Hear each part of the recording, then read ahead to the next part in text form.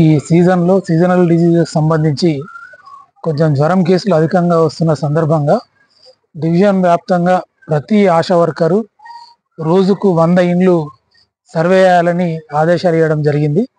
ఈ విధంగా వాళ్ళు ప్రతి ఇంటికి తిరుగుతూ రోజు 100 ఇండ్లు కవర్ చేస్తూ అక్కడ ఏమన్నా జ్వర బాధితులు ఉన్నట్టు ఉంటే అక్కడికక్కడ రక్తపూత పరీక్షకు తీసుకోవడం, అవసరం ఉంటే హాస్పిటల్ పంపించడం, ఇంటి దగ్గర ఇవ్వాల్సిన చికిత్స ఇవ్వడం ఇవి చేస్తూ ఉన్నారు డివిజన్ వ్యాప్తంగా.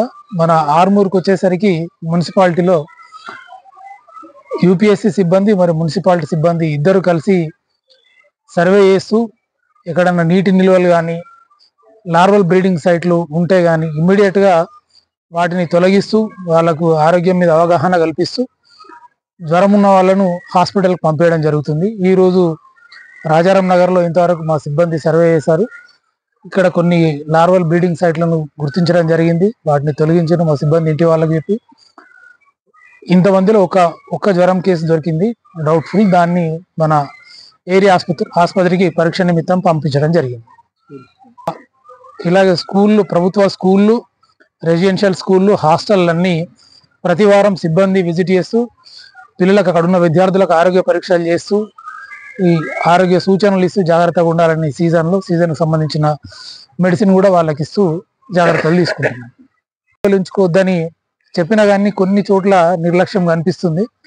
మంచినీటి నిల్వలు అట్లనే ఉంటున్నాయి. దాంట్లో దోమలు గుడ్లు పెట్టి వాటి సంఖ్య వృద్ధి అయ్యి అవి కుడితే ఇంకా మనకు ఈ జ్వరాలు వచ్చే అవకాశం ఇంకా ఎక్కువగా ఉంటుంది.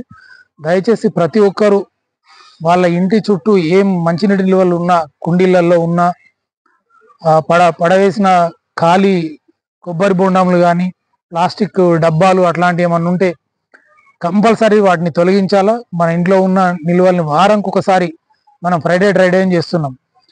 వారంకి ఒకసారి ఆ నీళ్లు పారబోసి శుభ్రం చేసి ఆ డ్రమ్ములను వాటిని ఎండబెట్టినట్టయితే మనకు ఈ లార్వా అనేది చనిపోతుంది. దోమలు ఎక్కువ సంఖ్యలో వృద్ధి కాకుండా ఉంటాయి.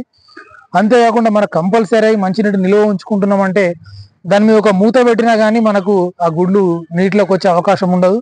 దీని ద్వారా దోమలు అభివృద్ధి చెందాయి. సో మా వైద్య ఆరోగ్య శాఖ ఎంత చేస్తున్నా ప్రజలు కూడా అంతే అప్రమత్తతతో నుండి ఈ సీజన్లో సహకారం అందించాలని విజ్ఞప్తి చేస్తున్నాం.